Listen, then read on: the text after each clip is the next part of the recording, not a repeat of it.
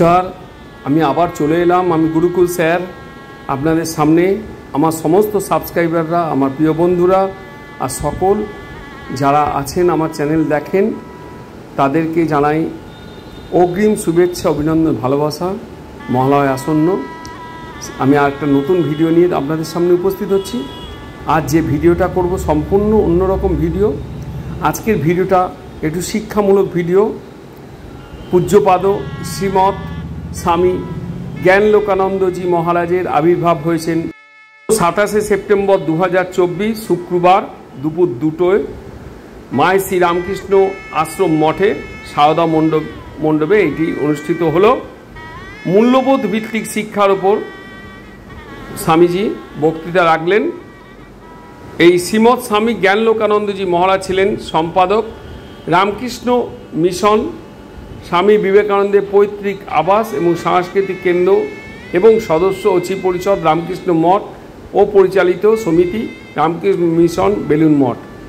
মহারাজের বক্তৃতা শুনতে সকল অন্যান্য আশ্রমের মহারাজরা উপস্থিত ছিলেন এবং শিক্ষাকর্মী হিসাবে এবং ছাত্রদের সকলে মিলে আমরা উপস্থিত ছিলাম এবং এই অনুষ্ঠান অত্যন্ত সুন্দর, শিক্ষণীয় হলো। ওনার বক্তৃতা এবং মূল্যবোধের ওপর ওনার নানান কথা আমাদের অনেক জ্ঞানের আলোকপাত হলো। আমি সেটা আপনাদের সামনে তুলে ধরার চেষ্টা করছি।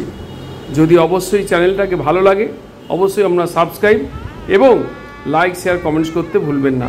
এরকম শিক্ষামূলক যে অনুষ্ঠান খুবই প্রয়োজন। অনুষ্ঠানটা আমি তুলে ধরার চেষ্টা করছি।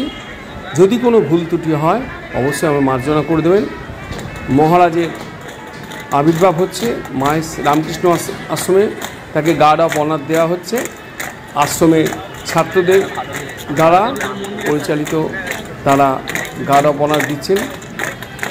অন্যান্য আশ্রমে মহারাজবৃন্দ উপস্থিত, তাদের সামনে মহারাজ প্রবেশ করছেন। উপস্থিত অন্যান্য মাস্টারমশাইবৃন্দ, আমি আপনাদের সম্পূর্ণ ভিডিওটা তুলে ধরার চেষ্টা করছি। দেখুন, মঠের গাড়ি প্রবেশ করছে, মহারাজ প্রবেশ করছেন। ওনাকে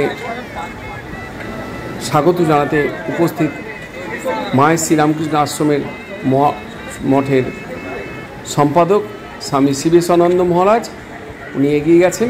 ওনার কাছে পূজ্যপাদ মহারাজের আবির্ভাব হচ্ছে মায়ের শ্রীরামকৃষ্ণ মঠে। আপনারা দেখতে থাকুন। ওনাকে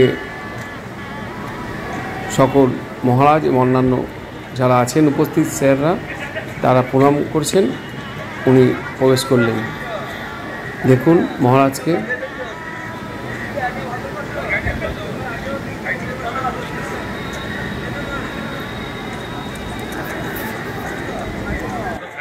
আস্তে আস্তে এগিয়ে চলেছেন মহারাজ। এবার আশ্রমের তরফে অন্যান্য মহারাজরা তাকে প্রণাম করছেন।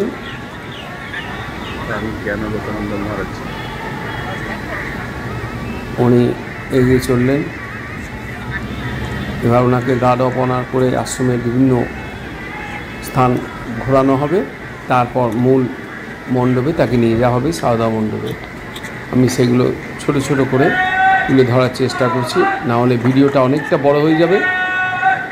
হয়তো আপনাদের কতটা ভালো লাগবে তখন, সেই জন্য আমি ছোট ছোট করে অনুষ্ঠানটা তুলে ধরার চেষ্টা করছি। দেখুন, ছাত্ররা প্যারেড করে নিয়ে চলেছেন আস্তে আস্তে। এগিয়ে চলেছেন আমাদের স্বামী সমানন্দ ভবনের সামনে দিয়ে। আমাদের ভূতপূর্ব প্রেসিডেন্ট মহারাজ যে ভবন, তার সামনে দিয়ে এগিয়ে চলেছেন। এরপর আমাদের মূল যে মন্দির, আমাদের প্রতিষ্ঠাতা প্রেম ঘনানন্দ মহারাজের মন্দিরের ওনার যে প্রতিষ্ঠা, তার সামনে দিয়ে এগিয়ে চলেছেন। আমি ছোটো ছোটো করে কেটে দেখাবার চেষ্টা করছি, আপনারা দেখতে থাকুন, কারণ মূল অনুষ্ঠানকে আমায় দেখাতে হবে। দেখুন মহারাজ ঘুরে ঘুরে ছাত্রদের নানান কিছু হাতের কাজ তৈরি করেছে, সেগুলো দেখছেন, ওনাকে নিয়ে দেখানো হচ্ছে। প্রত্যেকটা জায়গায় তিনি গেছেন এবং দেখেছেন ছাত্রদের হাতে তৈরি কাজগুলো। বিভিন্ন পত্রিকা ছাত্ররা তৈরি করেছেন, সেগুলো তুলে ধরার চেষ্টা করলাম। দেখতে থাকুন ছাত্রদের বিভিন্ন দেয়াল পত্রিকা, তাদের হাতে করা কাজ। এবার আমরা এগিয়ে চলেছি মহারাজকে নিয়ে মূল মণ্ডপে, সারদা মণ্ডপে আমরা এগিয়ে চলেছি। দেখতে থাকুন। আস্তে আস্তে অন্যান্য আশ্রমের মহারাজটাকে সঙ্গে নিয়ে তাকে গার্ড অফ অনার করে আমরা এগিয়ে চলেছি মূল মণ্ডপের দিকে। আপনারা দেখুন, আজ বড়ই প্রয়োজন স্বামী বিবেকানন্দের আজ আদর্শ সারা বিশ্বে যেখানে এতই জনপ্রিয়। আজকে আমাদের প্রত্যেক ভারতীয় গর্ব স্বামী বিবেকানন্দের মতো মহারাজকে, স্বামীজিকে আমরা পেয়েছি। তার আদর্শ আজকে সারা বিশ্বে প্রত্যেকটা মানুষই আজকে দেখছেন কি আমেরিকা থেকে শুরু করে গোটা বিশ্বে ছড়িয়ে গেছে রামকৃষ্ণ মঠ, বিবেকানন্দ, তার আদর্শ।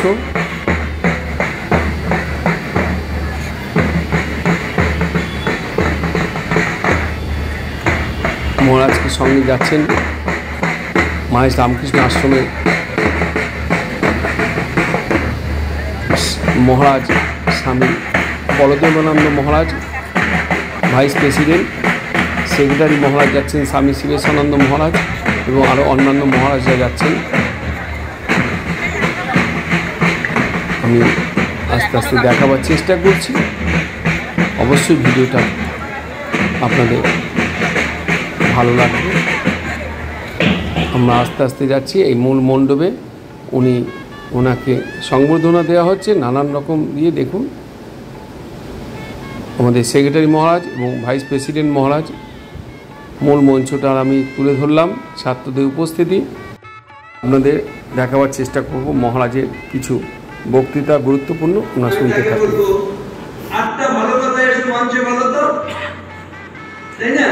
দেখবে ওরে বাবা আটটা কি বলবো, তা বলে কি তুমি শেখোনি? তুমি শিখেছ, কিন্তু তুমি সেটা সম্বন্ধে সচেতন নও, বলার সময় বলতে পারছো না।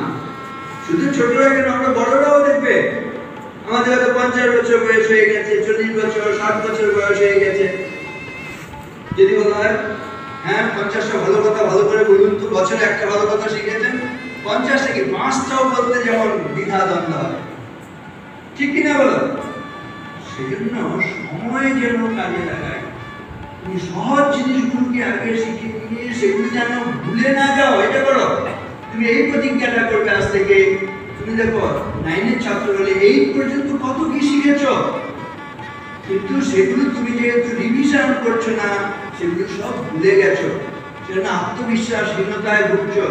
সেজন্য শেখা জিনিসগুলো ভুলবে না, যেগুলো নাকি তোমার প্রয়োজন হচ্ছে না, শেখা জিনিসগুলো ভুলবে না, এটা তুমি ঠিক করো। তাহলে দেখবে তোমার আত্মবিশ্বাস বেড়ে যাবে। হ্যাঁ আমি অনেকের চাইতে ঠিক ঠিকভাবে জানি। আজ থেকে তুমি এটা অভ্যাস করে দেখো, পরের পরীক্ষা তোমার ইমপ্রুভ করে কিনা। বিদ্যা লাভের নিয়ম হচ্ছে ধীরে ধীরে বিদ্যা লাভ করতে হয়। 5টা জিনিস ধীরে ধীরে করতে হয়, তা না হলে সফল হতে পারবে না। কি কি সেটা বলো একসঙ্গে বলো। শনৈ পন্থা, শনৈ পন্থা, শনৈ পর্বত মস্তকে, শনৈর বিদ্যা, শনৈর বিত্তম, পঞ্চৈতানি, শনৈ শনৈ। শনৈ শনৈ মানে ধীরে ধীরে করতে হবে 5টা জিনিস। কি? পথ চলতে চলতে দেখে শুনে চলতে হবে। উল্টোপাল্টি করে পথ চলতে গেলে উঁচু জায়গা হলে মোচড় খেয়ে পড়ে যাবে, গর্ত হলে পা পড়ে পা মচকে যাবে, ভেঙে যাবে। সেজন্য দেখে শুনে ধীরে ধীরে পথ চলতে হবে। পন্থা, পন্থা মানে কাঁথা, কাঁথা সেলাই করতে হয় ছুঁচ নিয়ে, তাই না? ছুঁচ হাতে বা যন্ত্রপাতি হাতে যদি তুমি তাড়াহুড়ো করো তাহলে আঘাত লাগে। সেজন্য যে কোনো টুলস নিয়ে কাজ করা, যন্ত্রপাতি নিয়ে কাজ করতে হলে তোমাকে ধীরে ধীরে করতে হবে। কাঁথা সেলাই করার একটা উদাহরণ রয়েছে, ছুঁচ হাতে তাড়াহুড়ো করতে, তাই না? তাহলে হাতে ছুঁচ ফুটে যাবে, রক্ত বেরোবে। পন্থা। শনৈ পর্বত মস্তকে, পাহাড়ে উঠতে হলে তোমাকে ধীরে ধীরে উঠতে হবে। তোমার নতুন পাহাড়ে গেলে মনে হয় তো পাহাড়ের চূড়া দেখা যাচ্ছে, আমি দৌড়ে দৌড়ে উঠে পড়বো, কিন্তু দেখো যে লাফিয়ে লাফিয়ে ধাপিয়ে ধাপিয়ে উঠতে যাবে সে উঠতে পারবে না, একটু পরেই সিধায় টান পড়ে যাবে। পাহাড়ের কাছ থেকে শিক্ষা নিতে হয়। কি শিক্ষা তোমাদের জানা আছে? অনেকেই বলতে পারবে, পাহাড় শেখায় তাহার সমান ওই যেন ভাই মৌন মহান। দেখো পাহাড় কারো ঔদ্ধত্য মেনে নেয় না, মৌন মহান, তাই না? সে ধীর স্থির, তুমি তাকে সমীহ করে চলো, সম্মান দিয়ে চলো, ধীরে ধীরে ধীরে ধীরে এগো, তুমি একেবারে টানা পাহাড়ের চূড়ায় উঠে যাবে। কিন্তু যদি তুমি পদাঘাত করতে যাও তাহলে তোমাকে পাহাড় ফেলে দেবে।